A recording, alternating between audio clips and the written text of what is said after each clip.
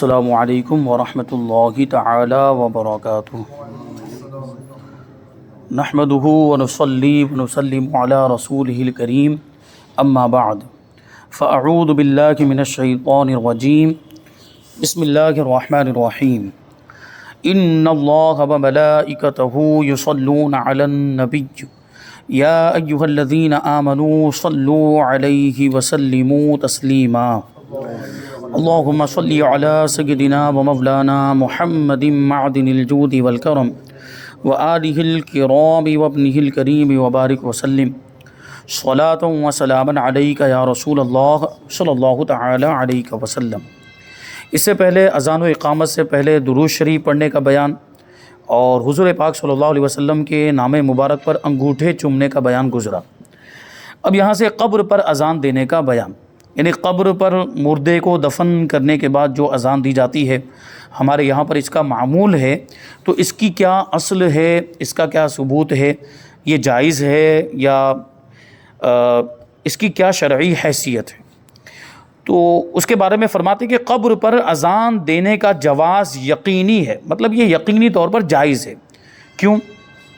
کیونکہ شریعت مطہرہ نے اس سے منع نہیں فرمایا، اور اس سے پہلے بھی بتایا تھا کہ شریعت میں جو چیزیں حرام تھی، ناجائز تھی، ان کو حرام یا ناجائز بتا دیا گیا، گناہ تھی تو گناہ بتا دیا گیا، یا جو شریعت اور قرآن و حدیث کے اصول کی روشنی میں جس میں کوئی وجہ ممانعت موجود ہے، یعنی قرآن و حدیث کی روشنی میں، ان کے اصول اور قوانین کی روشنی میں جو چیز ناجائز ہوتی تو اس کو ناجائز مانیں گے، لیکن ان کے علاوہ جو بھی چیزیں ہیں وہ مباح ہیں، جائز ہیں۔ تو جب ایسی چیزوں کو کوئی ناجائز کہتا ہے تو اس کے ذمے لازم ہے کہ وہ اس کے ناجائز ہونے کی دلیل پیش کرے، کیونکہ وہ تو اپنی اصل کے اعتبار سے جائز ہے۔ قرآن میں منع نہیں فرمایا گیا، حدیث میں منع نہیں فرمایا گیا، اور نہ ہی قرآن و حدیث کے اصول اور قوانین کے مطابق وہ کوئی ناجائز کی ہونے کی وجہ ہے اس کے اندر، تو پھر وہ تو جائز ہی اپنی اصل کے اعتبار سے۔ جو ناجائز کہتا ہے وہ دلیل دے۔ تو شریعت مطہرہ نے اس سے منع نہیں فرمایا، اور جس کام سے شریعت مطہرہ منع نہ فرمائے وہ اصلاً ممنوع نہیں ہو سکتا، یعنی وہ منع نہیں ہو سکتا، ناجائز نہیں ہو سکتا۔ نیز احادیث سے بھی ثابت ہے کہ جب مردے کو قبر میں اتارنے کے بعد منکر نکیر اس کے پاس آ کر سوالات کرتے ہیں۔ منکر نکیر کون؟ جو قبر میں فرشتے سوال کرنے کے لیے آتے ہیں، ان کا نام ہے منکر نکیر۔ تو وہ سوالات کرنے کے لیے آتے ہیں، تو شیطان جو کہ انسان کا ازلی دشمن ہے، یعنی ہمیشہ سے دشمن ہے، وہ مسلمان کو بہکانے کے لیے وہاں بھی پہنچتا ہے، یعنی قبر میں بھی آتا ہے، اور مسلمان کو بہکانے کی کوشش کرتا ہے تاکہ وہ صحیح جواب نہ دے پائے، فرشتوں کے سوالات کا صحیح جواب نہ دے پائیں۔ تو یہ بات احادیث سے ثابت ہے کہ شیطان قبر میں آتا ہے اور مسلمان کو سوالات کے جوابات دینے میں پریشانی میں مبتلا کرتا ہے، ڈسٹرب کرتا ہے، تاکہ یہ سوالات کے جواب نہ دے کر خائب و خاسر ہو، یعنی نامراد ہو جائے۔ اور جب اذان دی جاتی ہے تو شیطان بھاگ کھڑا ہوتا ہے، کیونکہ دیکھیں جہاں بھی اذان دی جاتی ہے، یہ بھی حدیث سے ثابت ہے کہ جب اذان دی جاتی ہے تو شیطان بھاگتا ہے، شیطان گوز مارتا ہوا بھاگتا ہے، یہ اللہ کا نام سن کر، تو یہ شیطان بھاگتا ہے۔ تو جب قبر پر بھی اذان دی جائے گی تو وہاں پر بھی شیطان بھاگ جائے گا وہاں سے، تو مردے کو اب قبر کے سوالات کے جوابات دینے میں آسانی ہوگی۔ اچھا، دوسری بات یہاں پر دوسری حکمت بعض علماء نے یہ بھی بیان کی کہ دیکھیے قبر میں سوال کیا ہوتا ہے؟ قبر میں سب سے پہلے رب کے بارے میں سوال ہوتا ہے کہ تیرا رب کون ہے؟ من ربک کا، تیرا رب کون ہے؟ تو اگر وہ اذان دی جا رہی ہوگی اسی وقت تو اذان کے شروع میں سب سے پہلے کیا آتا ہے؟ اللہ اکبر، اللہ اکبر، یعنی اللہ کی بڑائی بیان کی گئی۔ تو اگر خدا نہ خواستہ یہ شامت نفس کی وجہ سے اس کو اگر یہ جواب نہ بھی آ رہا ہوگا تو اذان میں جب اللہ اکبر سنے گا تو وہ کہے گا ربی اللہ، میرا رب اللہ ہے، تو پہلے سوال کا جواب اس کو ایسے آ جائے گا۔ اور دوسرا سوال کہ ما دین کا، تیرا دین کیا ہے؟ تو اس کو آگے جو اشہد ان لا الہ الا اللہ و اشہد ان محمد رسول اللہ، یہ جو بعد میں جو کلمات آ رہے ہیں، میں گواہی دیتا ہوں کہ اللہ کے سوا کوئی معبود نہیں، اور میں گواہی دیتا ہوں کہ محمد صلی اللہ علیہ وسلم اللہ کے رسول، یہی تو اللہ کا دین ہے، یعنی اللہ کو ماننا اور اس کے رسول کو ماننا، تو اس کو وہ بھی یاد آ جائے گا، یہی دین اسلام ہے، تو وہ کہے گا کہ میرا دین اسلام ہے۔ پھر کیا ہوگا؟ پھر جب حضور پاک صلی اللہ علیہ وسلم کی صورت مبارکہ دکھائی جائے گی اور پوچھا جائے گا کہ ان کے بارے میں کیا کہتا تھا، تو ظاہر سی بات ابھی تو وہ گواہی دے چکا ہے، ابھی تو وہ اللہ کی وحدانیت کی گواہی دے چکا، اور ابھی حضور کی رسالت کی گواہی دے چکا، اور وہ یہ کہہ چکا ہے، یعنی وہ سن چکا ہے اذان کے اندر۔ جب اذان دی جا رہی تھی تو اس میں وہ سن رہا ہے سب باتیں سن رہا ہے، تو اس میں یہ بھی آ رہا ہے کہ اشہد ان محمد رسول اللہ، میں گواہی دیتا ہوں کہ محمد صلی اللہ علیہ وسلم اللہ کے رسول ہیں، تو اب یہ تیسرے سوال کا جواب بھی اس کو مل جائے گا، اذان کے اندر ہی مل جائے گا، اور وہ فوراً فرشتوں کو کہے گا کہ یہ تو اللہ کے رسول ہیں، یہ تو ہمارے آقا ہیں، یہ تو نبی پاک صلی اللہ علیہ وسلم ہیں، ان سے تو ہم محبت کرتے تھے اور ان کے طریقے پر چلتے تھے، ان کو ہم مانتے تھے، وہ جواب دے گا پھر اندر۔ تو یہ دیکھیں تینوں سوالوں کے جواب تقریباً اذان کے اندر موجود ہے، تو ایک حکمت یہ بھی ہے۔ اور اذان کی برکت تو وہ الگ ہی بات، جیسے وبا آ جاتی، کوئی بیماری آ جاتی، کوئی آفت آ جاتی، تب بھی اذان دیتے ہیں، جیسے کورونا وائرس آیا تو اذانیں دی جا رہی تھی کہ نہیں دی جا رہی تھی، تو آفتوں کو دور کرنے کے لیے بھی اذان دی جاتی ہے۔ تو قبر میں بھی تو پریشانی ہے، قبر میں بھی عذاب کا سامنا ہے، قبر میں بھی بلا ہے، آزمائش ہے، تو اس کو دور کرنے کے لیے اذان دی جائے تو اس میں کون سی حرج کی بات ہے؟ یہ جو ہمارے مخالفین ان کو ہر چیز میں ناجائز کام نظر آتا ہے، اور ہر چیز کو ناجائز اور بدعت کہہ دیتے ہیں، دلیل ان کے پاس ہوتی نہیں۔ تو دیکھیے اس سے شیطان بھاگتا ہے، جب شیطان بھاگے گا تو اس کو قبر کے سوالات میں آسانی ہوگی، سوالات کے جوابات دینے میں۔ چنانچہ روایت میں شیطان بھاگتا ہے، اس کی روایت بتا رہے ہیں کہ اذان سننے پر شیطان بھاگتا ہے۔ چنانچہ روایت میں کہ جب مردے سے سوال ہوتا ہے کہ تیرا رب کون ہے، شیطان اس پر ظاہر ہوتا ہے اور اپنی طرف اشارہ کرتا ہے، یعنی میں تیرا رب ہوں، یعنی جب فرشتے سوال کرتے ہیں تو اپنی طرف اشارہ کرتے ہیں، میرے بارے میں کہ میں تیرا رب ہوں۔ اس لیے حکم آیا کہ میت کے لیے جواب میں ثابت قدم رہنے کی دعا کریں، یعنی اس کو جواب دینے میں آسانی ہو، وہ جواب دینے میں ثابت قدم رہے، اس کی بھی ہمیں دعا کرتے رہنا چاہیے۔ اور یہ امر بھی احادیث صحیحہ سے ثابت ہے کہ اذان دینے سے شیطان بھاگتا ہے۔ جو ہی اذان کی آواز اس کے کان میں پڑتی ہے، جس جگہ اذان دی جا رہی ہو وہاں سے وہ کوسوں دور بھاگ جاتا ہے شیطان۔ چنانچہ صحیح مسلم میں حضرت جابر رضی اللہ تعالیٰ عنہ سے مروی ہے کہ حضور صلی اللہ علیہ وسلم فرماتے ہیں کہ شیطان جب اذان سنتا ہے تو اتنی دور بھاگتا ہے جیسے مقام روحہ۔ مقام روحہ اس کے بارے میں فرماتے ہیں کہ روحہ یہ مدینہ منورہ سے 36 میل کے فاصلے پر، کتنے میل کے فاصلے پر؟ 36 میل، یعنی اب یہ تقریباً یہ ہو سکتا ہے 50 کلومیٹر کے آس پاس، یعنی تقریباً 50 کلومیٹر دور جب اذان دی جاتی تو اتنا دور بھاگتا ہے۔ اب سوچیں آپ، شیطان تو اذان سے یہ بھاگتا ہے۔ اچھا ایک اور چیز یہاں پر جو مجھے ابھی یاد آ رہی ہے، جو ہمارے استاذ گرامی نے یہ بات بتائی تھی الحمدللہ، جو بر وقت یاد، کہ ہم اذان ابھی ہم نے یہ سنا کہ جب اذان دی جاتی تو شیطان بھاگتا ہے۔ اب دوسرا سوال یہ ہے کہ اذان کے جواب میں ہم وہی کلمات کہتے ہیں جو مؤذن کہتا ہے، جیسے اللہ اکبر کے جواب میں اللہ اکبر، اور اشہد لا الہ الا اللہ کے جواب میں اشہد لا الہ الا اللہ کہتے ہیں، اشہد ان محمد رسول اللہ کے جواب میں یہی کہنا ہے، اشہد ان محمد رسول اللہ، اور حضور کے نام پر انگوٹھے کو چوم کر قرۃ عینی بک یا رسول اللہ بھی کہنا ہے، یعنی پہلے یہ بھی کہنا ہے اشہد ان محمد رسول اللہ، جواب دینے والا بھی کہے گا، اور ساتھ میں حضور پر درود بھی پڑھے صلی اللہ علیہ وسلم، یا جو قرۃ عینی بک، پھر وہ ایک دعا بتائی گئی اللہم متعنی بالسمع والبصر، یہ بھی پڑھے، پھر انگوٹھے چوم کر آنکھوں سے لگائے۔ لیکن جب حی علی الصلاۃ اور حی علی الفلاح جب آتا ہے تو وہاں پہ حی علی الصلاۃ کا جواب، جب ہم حی علی الصلاۃ بولے تو اس کے ساتھ میں کیا بولنا ہے جواب میں؟ لا حول ولا قوۃ الا باللہ العلی العظیم۔ تو اب سوال یہ پیدا ہوتا ہے کہ یہ لا حول ولا قوۃ الا باللہ العلی العظیم ہم تو عام طور پر شیطان کو بھگانے کے لیے بولتے ہیں۔ عام طور پر ایسا ہوتا ہے کہ کوئی برا خیال آیا یا کوئی ایسی چیز ہے جو غلط ہو رہی ہے تو ہم پڑھتے ہیں لا حول ولا قوۃ الا باللہ العلی العظیم۔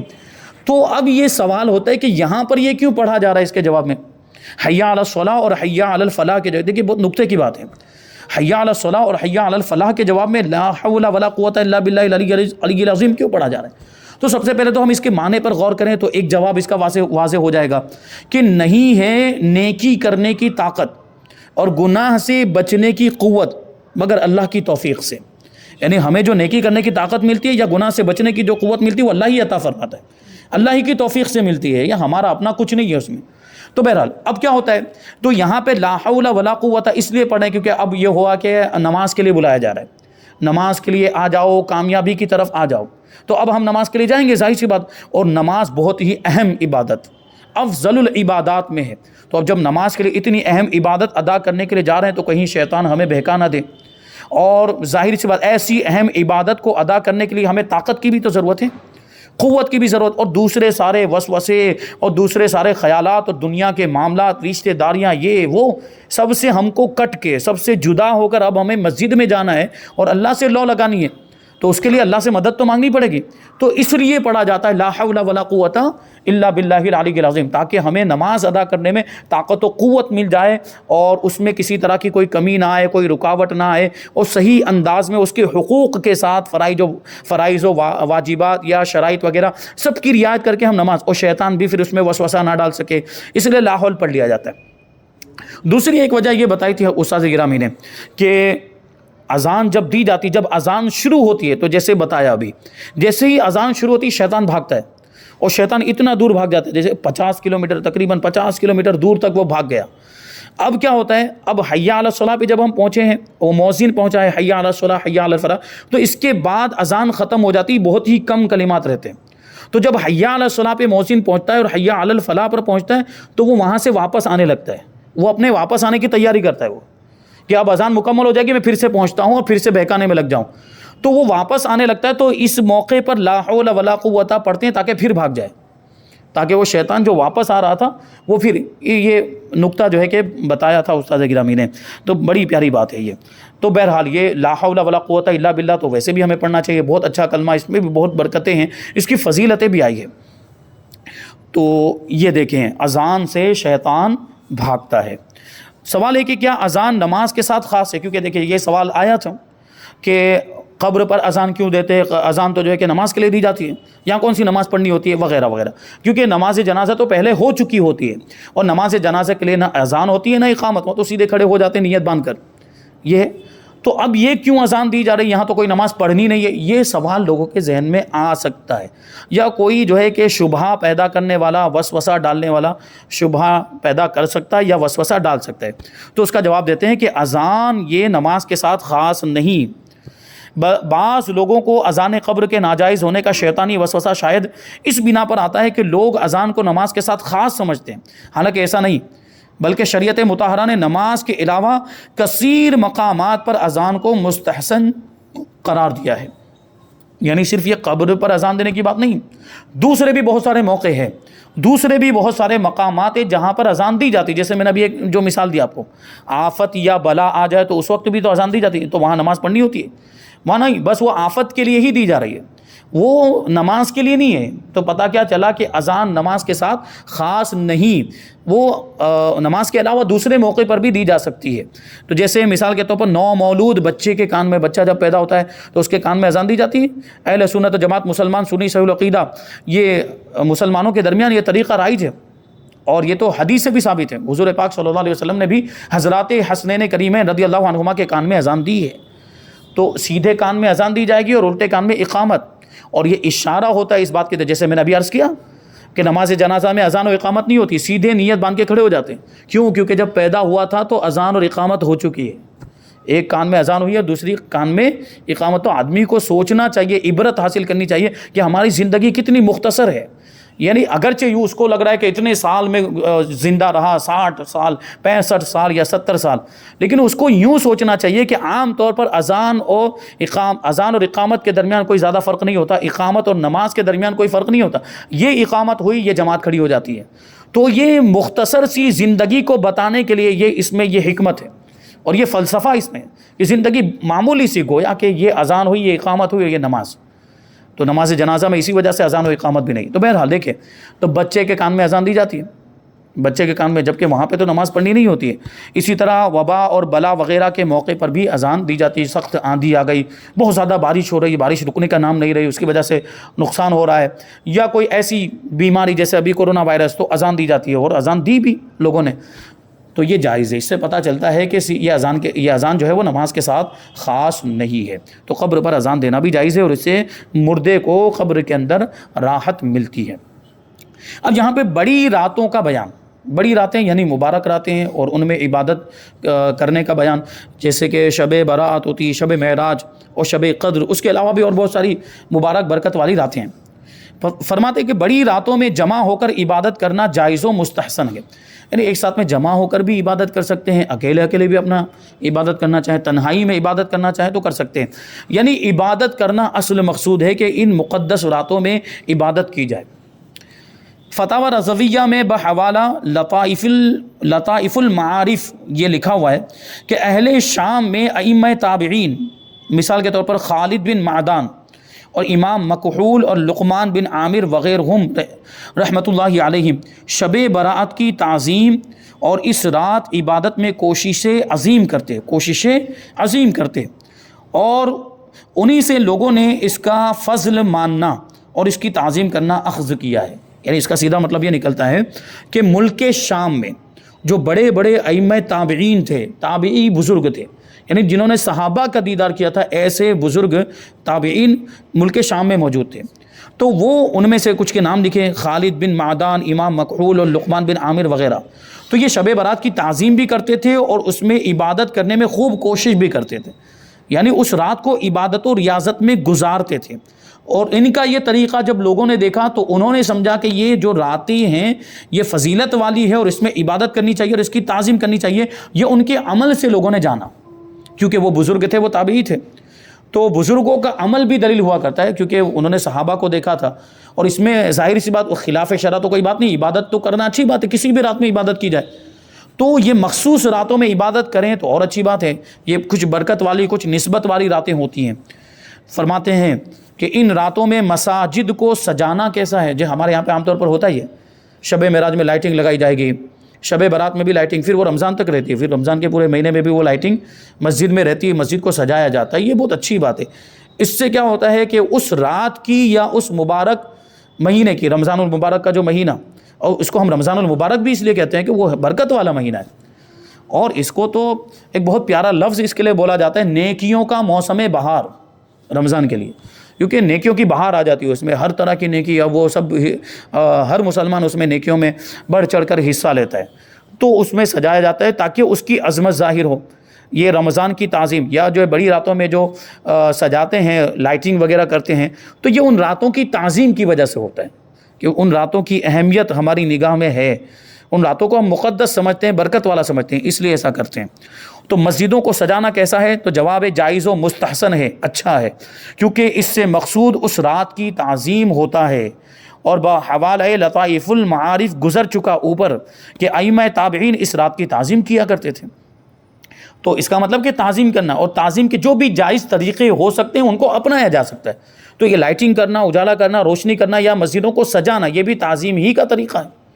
تو اس میں کوئی ایسی چیز نہیں جو اس کے ناجائز ہونے کا سبب بنے، یعنی اس میں کوئی خرابی نہیں، کوئی حرج نہیں ہے۔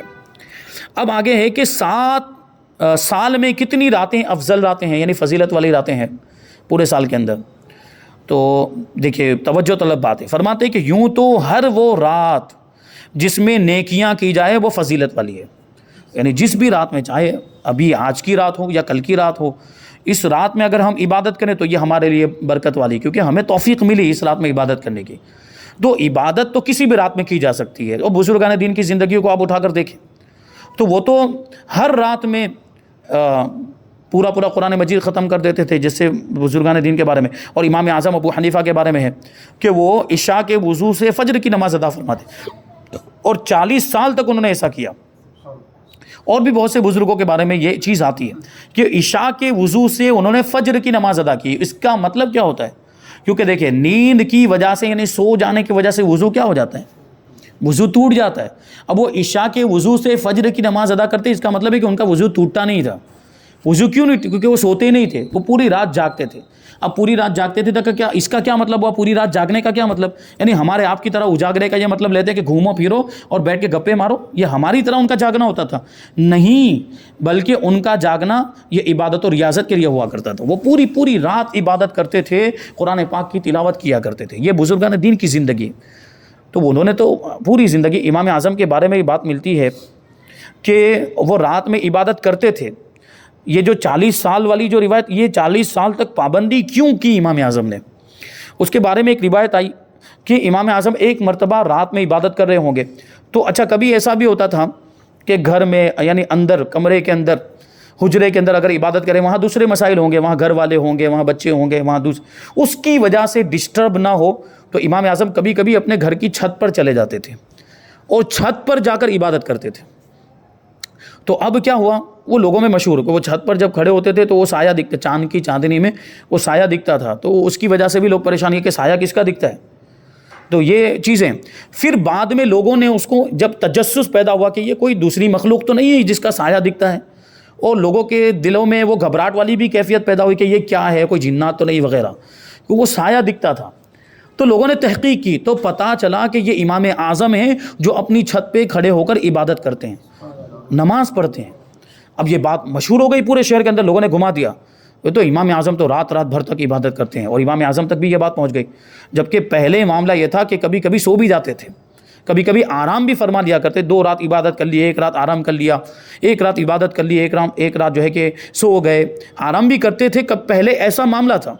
لیکن اب جب یہ بات مشہور ہو گئی کہ یہ تو رات رات بھر تک عبادت کیا کرتے ہیں، تو لوگوں کا حسن ظن ان کے بارے میں، یعنی لوگ اب یہ گمان کرنے لگ گئے کہ یہ تو رات رات بھر، تو لوگوں کے گمان کو سچ کرنے کے لیے اب امام اعظم نے سونا ہی چھوڑ دیا. اب رات میں سوتے ہی نہیں تھے، پوری رات عبادت. تو اس طرح یہ 40 سال گزارے امام اعظم ابو حنیفہ نے. یہ بزرگ ہمارے یہ راتوں میں ایسی عبادت کرتے تھے. اور دیکھیں آپ دوسرے بزرگوں کے بارے میں کہ وہ 100 رکعت نفل نماز پڑھ، 1000 رکعت نفل نماز پڑھتے تھے. تو نفل نمازوں کا یہ معاملہ تو ہم تصور کر سکتے ہیں کہ کبھی کوئی فرض نماز ان کی چھوٹی ہوگی؟ چھوٹی تصور ہی نہیں کیا جا سکتا. جو 1000 رکعت نفل پڑھ رہے ہیں وہ فرض کیوں چھوڑیں گے؟ ان کی عبادتوں کا یہ معاملہ. اور قرآن کی تلاوت، قرآن سے اتنی محبت کہ 1 رات میں پورا قرآن مجید ختم کر دے رہے ہیں. غوث پاک کے بارے میں 1 رات میں پورا قرآن مجید ختم کر دیتے تھے. تو یہ شان ہے قرآن سے بھی محبت. تو قرآن کی بھی قرآن کی تلاوت بھی تو عبادت ہے قرآن. اور پھر یہ تو بزرگوں کے معاملات، وہ ہم قرآن پڑھتے ہیں تو سرسری طور پر اوپر سے اندر کیا لکھا کچھ نہیں پتہ چلتا قرآن مجید کے اندر.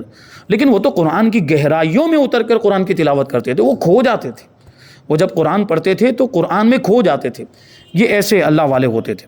تو بہرحال یہ راتیں جو ہیں مبارک برکت والی راتیں، بہرحال تو ان کتنی راتیں ایسی ہیں جو فضیلت والی راتیں ہیں، افضل راتیں. یوں تو ساری راتیں جن میں عبادت کی جائے وہ فضیلت والی خود بخود بن جائے گی.